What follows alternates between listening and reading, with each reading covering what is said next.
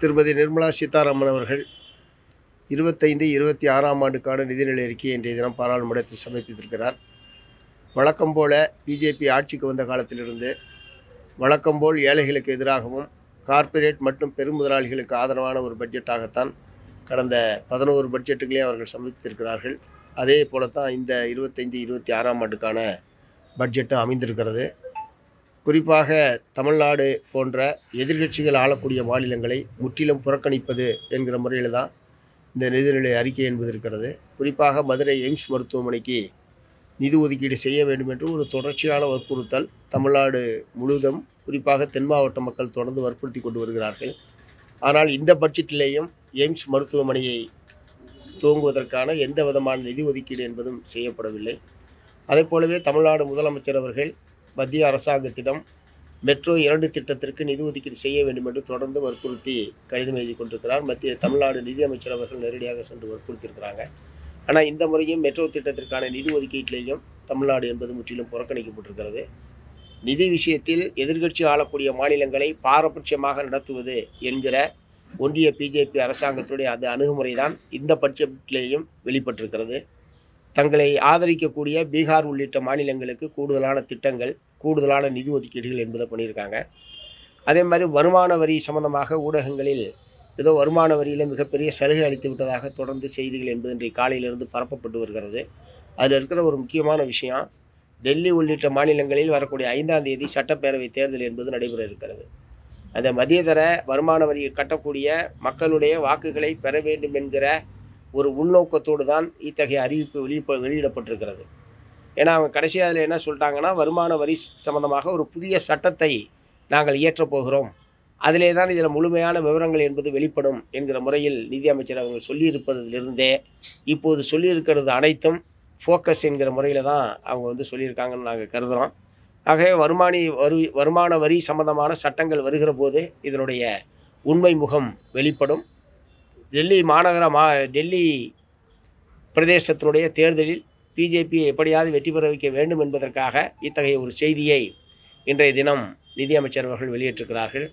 அதே மாதிரி இந்த பட்ஜெட்டில் வேலையின்மையை போக்குவதற்கான எந்த விதமான திட்டங்களும் இந்த பட்ஜெட்டிலே அறிவிக்கப்படவில்லை.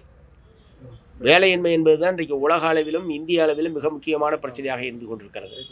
ஆகையே படித்துவிட்டு வேலை இல்லாமல் காத்து கொண்டிருக்கக்கூடிய கோடிக்கணக்கான இளைஞர்களுக்கு வேலைவாய்ப்பை வழங்கக்கூடிய எந்த ஒரு திட்டத்தையும் அறிவிக்கவில்லை. மாறாக கிராமப்புற உழைப்பாளி மக்களுக்கான வேலைவாய்ப்பை வழங்கக்கூடிய ஒரு திட்டமாக இருக்கிற 100 நாள் வேலை திட்டத்திற்கு கடந்த ஆண்டு ஒதுக்கிய அதே 86,000 கோடி ரூபாய் தான் இந்த முறையும் ஒதுக்கப்பட்டிருக்கிறது. ஏற்கனவே இந்த திட்டத்தின் மீது எந்த விதமான இந்த திட்டத்தை செம்மைப்படுத்த வேண்டும் என்கிற கடுகளவு நோக்கம் கூட ஒன்றிய பிஜேபி அரசாங்கத்துக்கு கிடையாது. இந்த திட்டத்தை சீர்குலைப்பதற்கும் ஒழித்து கட்டுவதற்குமான முறையில் தான் அவங்களுடைய அணுகுமுறை என்பது இருக்கிறது. அந்த அடிப்படையில் தான் இந்த முறையும் கோடிக்கணக்கான மக்கள் இந்த வேலைவாய்ப்பை எதிர்பார்த்து காத்திருக்கிற போது விவசாய தொழிலாளர் சங்கங்கள்லாம் நாடு தழுவிய அளவில் ஏறத்தாழ 4 லட்சம் கோடி ரூபாய் இந்த திட்டத்திற்காக ஒதுக்கீடு செய்ய வேண்டும் என்று ஏற்கனவே மத்திய அரசாங்கத்தை வற்புறுத்தி வரக்கூடிய நிலையில் அவற்றையெல்லாம் கொஞ்சமும் கணக்கில் எடுத்துக்கொள்ளாமல் வெறும் 86,000 கோடி ரூபாய் மட்டுமே இந்த ஆண்டு ஒதுக்கப்பட்டிருக்கிறது. இது கிராமப்புறத்தில் கடுமையான வறுமையை மேலும் அதிகரிக்கும். அதே மாதிரி விவசாயத்திற்கான கடந்த ஆண்டு ஒதுக்கிய உரமானியம் 3,400 கோடி ரூபாய் இந்த ஆண்டு வெட்டப்பட்டிருக்கிறது. பெட்ரோலிய பொருட்களுக்கான மானியம் 2,600 கோடி ரூபாய் கடந்த ஆண்டை விட வெட்டப்பட்டிருக்கிறது. இது விவசாயத்தில் கடுமையான பாதிப்பை ஏற்படுத்தும். இன்னமும் இந்தியாவில் பல மாநிலங்களில் டீசல் என்ஜினை பயன்படுத்தித்தான் பாசனத்திற்கான ஏற்பாடு என்பது நடந்து கொண்டிருக்கிறது. இந்த பெட்ரோலிய பொருட்களுக்கான மானியத்தை குறைத்திருப்பதன் மூலமாக டீசல் பெட்ரோலுடைய விலை உயர்வும், இதன் விளைவாக அனைத்து பொருட்களுடைய விலைவாசியும் உயர்வதற்கான வாய்ப்பு என்பது தான் இருக்குது. இது நாட்டில் உள்ள பெரும்பகுதியான மக்களை பாதிக்கக்கூடிய ஒன்றாக இருக்கும். அதே மாதிரி குறைஞ்சபட்சம் அரிசி உள்ளிட்ட உணவு தானியங்களுக்கான ஜிஎஸ்டியாவது குறைக்க வேண்டும் என்று மார்க்சிஸ்ட் கம்யூனிஸ்ட் கட்சி உட்பட பல கட்சிகள் தொடர்ந்து நாங்கள் வற்புறுத்தியிருக்கிறோம். ஆனால் எந்த ஒரு பொருளுக்கும் ஜிஎஸ்டி குறைப்பதை பற்றி எதுவுமே நிதியமைச்சருடைய அறிவிப்பிலே இல்லை. இது மொத்தத்தில் ஏழைகளுக்கு எதிரான கார்ப்பரேட் பெருமுதலாளிகளுக்கு ஆதரவான பட்ஜெட்டாகத்தான் இந்த பட்ஜெட்டும் இருக்கிறது. இந்த 2014-2024 இடையில் ஏறத்தாழ 16 லட்சம் கோடி ரூபாய் பெருமுதலாளிகளுக்கு கடன் தள்ளுபடி என்பது இந்த ஆட்சியிலே செய்யப்பட்டிருக்கிறது. ஆனால் விவசாயிகள், ஐக்கிய விவசாயிகள் முன்னணி தொடர்ந்து ஒரு முறை விவசாயிகளுக்கான அனைத்து கடன்களை தள்ளுபடி செய்யுங்கள் என்று தொடர்ந்து 2020ஆம் ஆண்டிலிருந்து தொடர்ந்து நாங்கள் போராடி வருகிறோம். ஆனால் விவசாயிகளுக்கு கடன் தள்ளுபடி செய்வது சம்பந்தமாக எந்த விதமான அறிவிப்புமே இல்லை. அதைவிட முக்கியமானது, விவசாயத்தில் வேளாண் விளைபொருள்களுக்கு குறைந்தபட்ச ஆதரவு விலை தீர்மானிக்க வேண்டும் என்கிற போராட்டம் நாடு தழுவிய அளவில் தொடர்ந்து நடைபெற்று கொண்டிருக்கிறது. இந்த மாதிரியான ஒரு அடிப்படையான மாற்றத்தை அல்லது விவசாயிகளுடைய அடிப்படையான கோரிக்கைகள் சம்பந்தமாக எந்த விதமான அறிவிப்புமே வெளியிடாமல் நிதியமைச்சர் இந்த பட்ஜெட்டை சமர்ப்பிச்சிருக்காரு. இதனால் பெரும்பான்மை மக்களுடைய எதிர்பார்ப்பு என்பது பொய்யா இருக்கிறது. விலைவாசி உயரும், வேலையின்மை என்பது மேலும் அதிகரிக்கும்.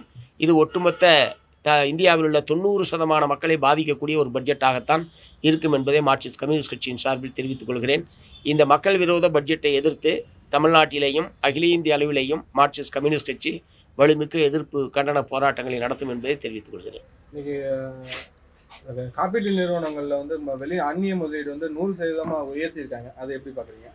இல்லை, காப்பீட்டு நிறுவனத்தில் இப்படி அந்நிய நிறுவனங்களை ஈடுபடுத்துவது என்பதை நாங்கள் மார்க்சிஸ்ட் கம்யூனிஸ்ட் கட்சி ஆரம்பத்திலேருந்தே எதிர்த்து வந்திருக்கிறோம். போன தூரம் 75% இருந்தது, இந்த தூரம் 100% ஆக்கியிருக்கிறார்கள். நம்ம நாட்டில் இருக்கக்கூடிய காப்பீட்டு நிறுவனம், பொதுத்துறை நிறுவனம் என்பது மிக மிக மிக மிக லாபகரமாகவும் ஆண்டுதோறும் பல்லாயிரக்கணக்கான கோடி ரூபாயை டிவிடெண்டாக மத்திய அரசுக்கு வழங்கக்கூடிய ஒரு நிறுவனம். அதில் அந்நிய மூலதனத்தை ஈடுபடுத்துவது என்பது கொல்லியை எடுத்து தான் தலையை சொஞ்சிக்கிற மாதிரி தான். அதனால் அது நம்முடைய ஏற்கனவே நல்ல முறையில் செயல்பட்டு கொண்டிருக்கக்கூடிய காப்பீட்டு நிறுவனத்தை கடுமையாக பாதிக்கும். இந்த ஆலோசனையை உடனடியாக இந்த காப்பீட்டு நிறுவனத்தில் 100% அந்நிய மூலதனம் என்பதை திரும்பப் பெற வேண்டும் என்று நாங்கள் வற்புறுத்துகிறோம்.